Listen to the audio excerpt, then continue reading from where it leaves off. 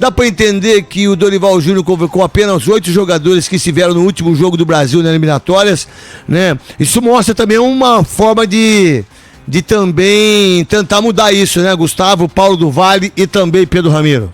É uma nova mudança, né, nessa seleção brasileira, que toda hora passa por mudanças, né? Pra gente passar então, craque, como que o Dorival Júnior, ele esboçou no treino de hoje a seleção brasileira, né? Ele iniciou e ficou a maior parte do treino com Alisson, Danilo, Éder Militão, Gabriel Magalhães na vaga do Marquinhos e Guilherme Arana na lateral esquerda, meio de campo com André, Bruno Guimarães e o Lucas Paquetá, então, sem aquele meio de campo só de jogadores da Premier League, né? O André aparecendo entre os titulares e o ataque do Real Madrid. Rodrigo, Endrick e Vinícius Júnior. Foi assim que o técnico Dorival Júnior trabalhou a maior parte do tempo. Então, com o Gabriel Magalhães aparecendo entre os titulares e o Endrick como o centroavante nessa equipe e o André como primeiro volante. Foi assim que o Dorival trabalhou hoje. E pra você, em relação aí à seleção brasileira, qual que é a ideia? Por sinal, a seleção tem sexto. Pega o Equador, que tá bem, depois pega o Paraguai no Defensor del Chaco, que eu fiz muitos jogos com seu vovô lá. Assim, a necessidade faz com que o Dorival, ele precise conquistar pontos de forma urgente, né?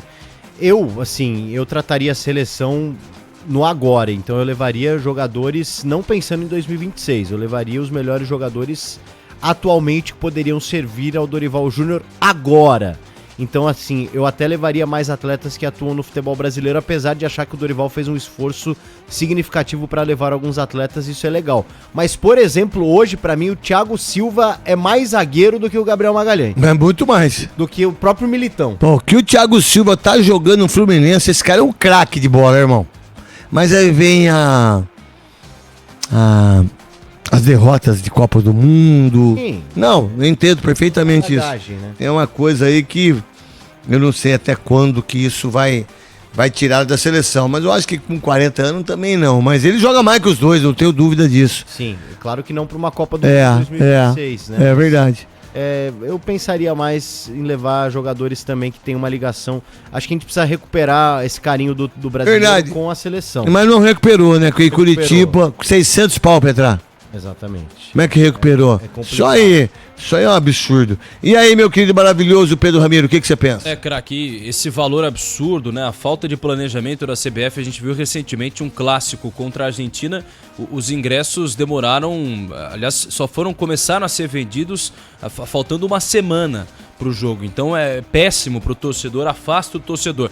Mas ainda assim, para você ver a força da seleção brasileira, mesmo que a CBF atue contra e tente colocar uma maré contra a seleção brasileira, 26 mil ingressos já foram vendidos para essa partida.